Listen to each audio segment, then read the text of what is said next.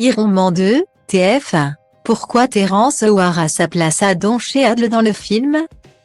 Ce dimanche 16 avril, TF1 diffuse le second volet de la saga Iron Man. Si Robert Downey Jr. revient dans son rôle du milliardaire Tony Stark, et Gwyneth Paltrow reprend le rôle de Pepper Poe. Ce n'est pas le cas de Terrence Howard, qui a été évincé du film, pour des raisons financières. Depuis plus de 15 ans, Disney a réussi à relancer la mode des films de super-héros. Grâce à la saga Marvel. Avec plus de 31 films, et de nombreuses séries télévisées.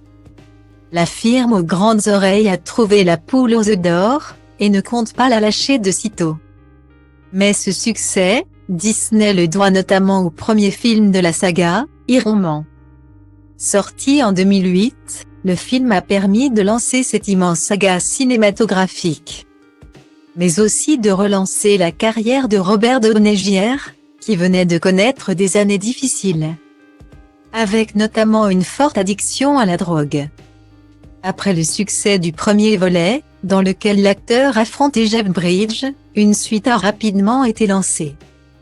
Dans celle-ci, de nombreux acteurs remplis et d'autres font leur apparition comme Scarlett Johansson et Samuel L. Jackson. Mais aussi Don Cheadle, qui remplace Terrence Howard. Dans le premier volet de la saga Iron Man, Terrence Howard incarne le rôle du meilleur ami de Tony Stark, James Rhodes. Un rôle important que l'acteur n'a pas repris dans le second, alors qu'il avait pourtant signé pour 3 saisons.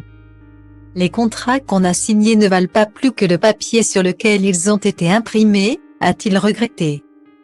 Le problème serait avant tout financier.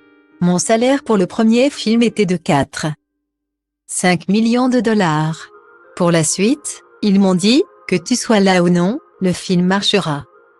Alors au lieu de 8 millions, tu toucheras 1 million pour le deuxième opus, explique l'acteur. Une baisse de salaire qui n'est pas passée et qui a fini de convaincre l'acteur de ne pas participer au second film. Laissant la place à Don Cheadle. Une situation qui a marqué l'acteur, qui aujourd'hui s'y prendra 2 fois avant de faire confiance aux promesses d'Hollywood.